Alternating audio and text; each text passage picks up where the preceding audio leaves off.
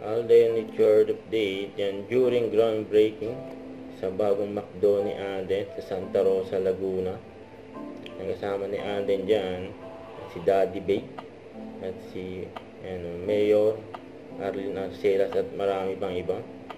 Nagkaroon ng groundbreaking ceremony sa bagong McDo ni Alden, ng bagong branch sa Santa Rosa, Laguna. 5 years bago nagtayo ulit si Alden ng McDo. Yung unang McDo ni Alden sa Binyan Highway, ngayon sa Santa Rosa naman. And excited ng lahat sa bagong McDo ni Alden, at marami siyang mabibigyan na trabaho, syempre. Congrats family Porters. Yan yung mga naganap kanina sa groundbreaking.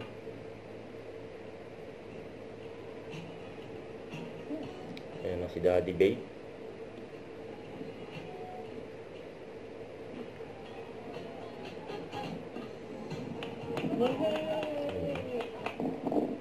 Yung group picture.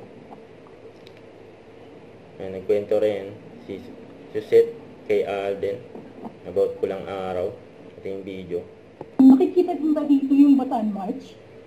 Yeah, yung Death March, kinover din natin yan. And then, yung corridor, yung battle sa corridor, ginawa rin natin yan. Si Alden, merong naka-standby na stuntman na papalit sa kanya dun sa mahihirap na scenes, pero ayaw niya. May mga scenes na kahit merong double ay nandiyan, naka-standby, pero ayaw niya siyang gumagawa. To be fair kay Alden, na magaling ding artista. Oo. Ay, sobra. Oo, sobra. Sobrang susi. Oo.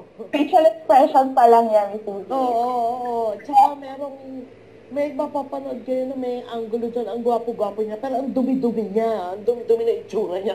Pero bakit ang gwapo nito? Mamarkahan ko na yan ni Susi. Yun. Inabangan yan, Pulang Araw. Si Alden naman, napaka-competent na artista talaga rin. Pag inano niya na, di ba? Isinakatauhan niya na yung role niya. Hindi na siya bumibitaw. Oo. At mahirap yun sa kanya kasi siya yung pumaloob doon sa War Scenes eh. Siya yung nando doon eh. Si David din eventually. Pero mas nauna si Alden. Yun. Mahirap pagkwento kasi baka iniisip ko, teka muna, baka mamaya nag-spoiler ako. Inabangan na lang. Suka, may question ka pa. Ang Pulang Araw. Huwag kalimutan mag-subscribe, click ang notification bell para ma-update po ang Richard Reaction Vlog. Bye guys, thank you for watching.